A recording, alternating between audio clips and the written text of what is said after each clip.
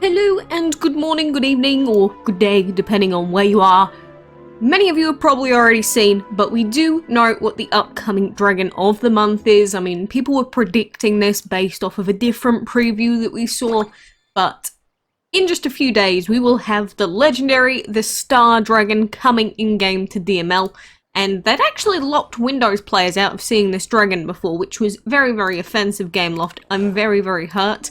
But the Star Dragon here is, of course, the next dragon in part of the yearly collection. But he is a legendary plant and energy dragon, which means that in terms of his elements, he's probably not going to be very good for any teams or anything like that, because the plant really gets in the way.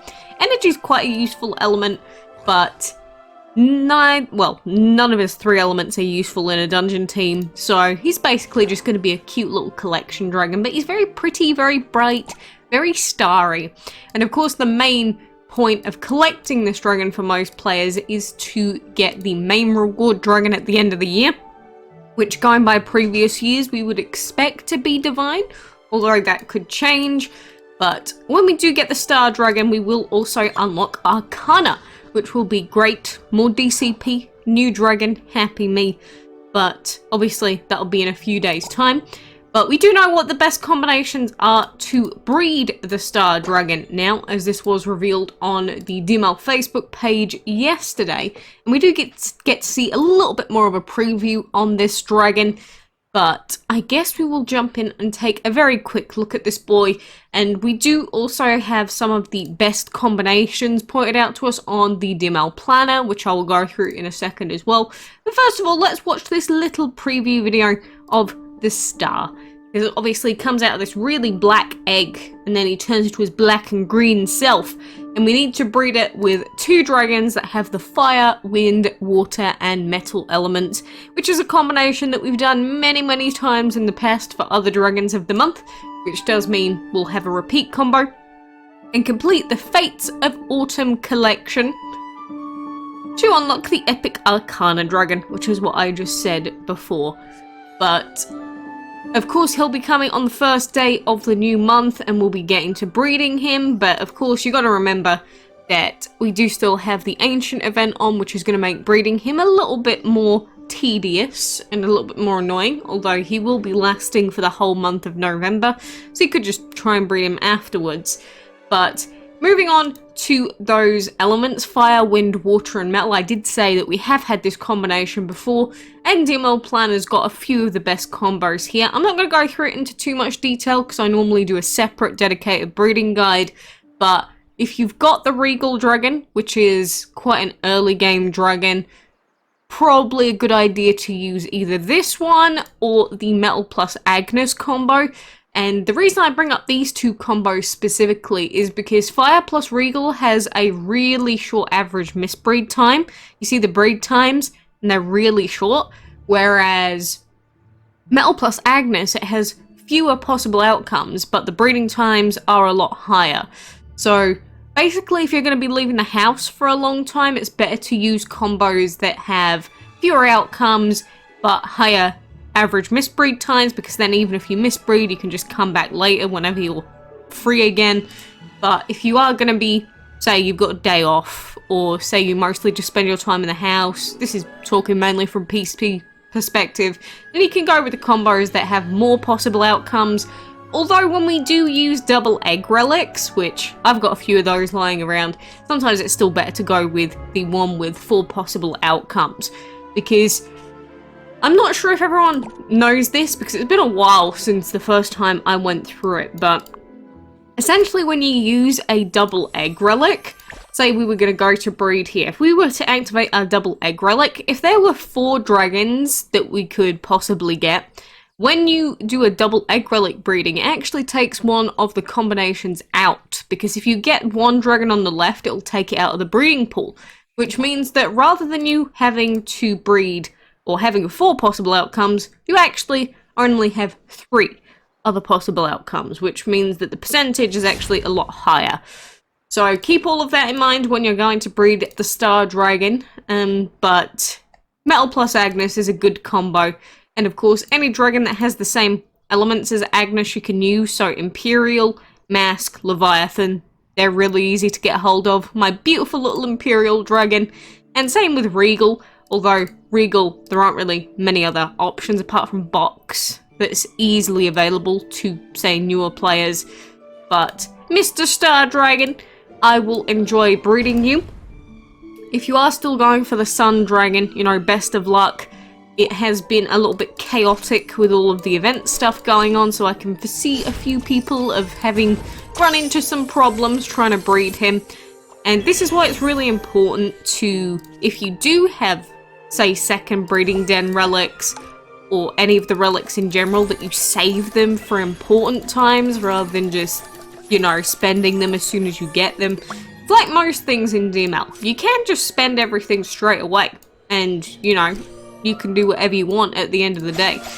But if you want to get the best value and make sure that you don't miss out on limited time dragons, you should really be careful about when you spend things.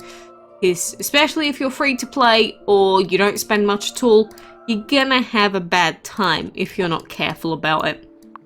But since we do have another reset upon us, I will be finishing off this reset now, just because, you know, I think it helps sometimes to just go through the resets and show people how easy, or how I do it essentially, because I've had people before where they just cannot understand how you can genuinely finish resets in just a couple of minutes. Even if you don't use anything like VIP tickets, and even if you didn't use your gold vault, assuming that you didn't just collect your gold, it genuinely takes about 2 minutes. Maybe, let's say if you're really slow and you've got a slow device, 5 minutes. You don't have to be sitting in the game like 10 hours a day to be able to do the Dragon Board resets. Dungeons are obviously going to take slightly longer, especially if you've got a good dungeon team. But in terms of the actual Dragon Board, and just logging in for those resets, which you need to do every 6 hours really, doesn't take very long. And again, I don't know how people spend like 6 hours actually in-game in DML a day, because there's genuinely not enough to do in-game. You can't get 6 hours of gameplay out of DML, unless you're a brand new player. Because of course new players, they can use the level up bonus to get more energy and just keep map grinding and map grinding and map grinding. But when you're at max level, it takes like a bajillion years to get max level. So you'll see when I do hit the max level, I will get an energy reset. So it's really, really important that I check my EXP. And just before I'm about to get the level up, I should go and do all of my arena fights mainly. Because that way, I will make sure that I get as many of the arena fights done, I'll get the reset, and then it will give me bonus points. So that's how you get the best value out of that, and that's what new players do. I'm sure a lot of people know that already, but for those of you that don't, if you are a new player, abusing the, well, it's not abusing, but making use of that level up mechanic is really, really useful. I'm just throwing it out there. You can use it or not use it. It's up to you. But in terms of Dragon Board, we are still above pace for Hausk now. Mainly thanks to, I thought I already had it open in a screenshot, but I did get another times 50 today. So Mr. Hausk sitting at just under 300 pieces does mean that because we've still got 17 days of event, we should be on pace to finish Hausk without any problems. It's just mainly I wanted to really try and go for Molem, and the only way that we're really going to be able to get Molem, do I need a 1? I guess I'll go for a 1. How many is it going to take? Not many. Okay, that was quite lucky. We didn't really need it for the key, but for the bingo board, I'd rather just get it out of the way if we can. And we did. So isn't that nice? And then for the next one, we'll have to land on a 6 here. Not that I really need to spend my currency right now, because I've already finished that bonus quest. Nice and easy. So that reset really, even when I'm talking over it, would not take very long at all.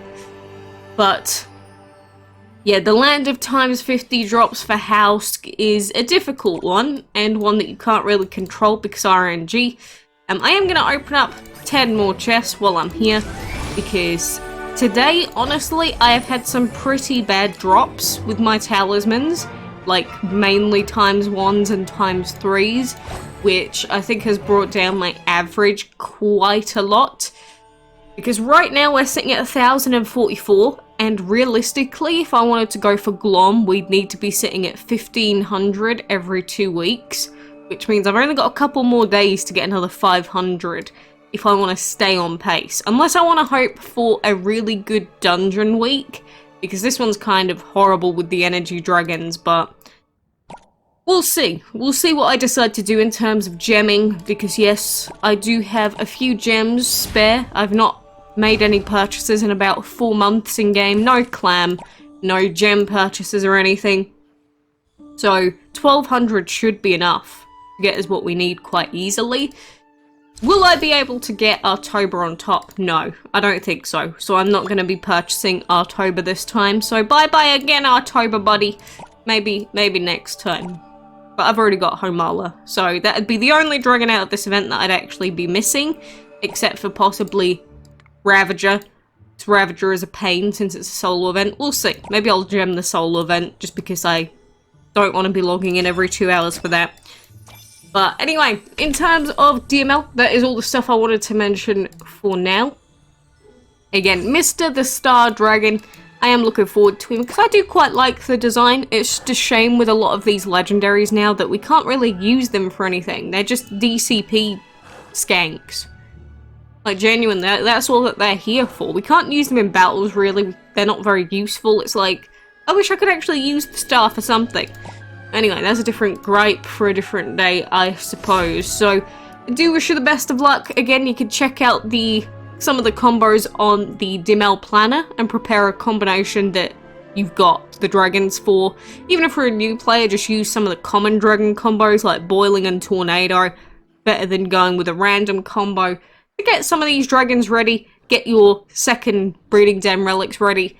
And I guess, best of luck to you, my friend.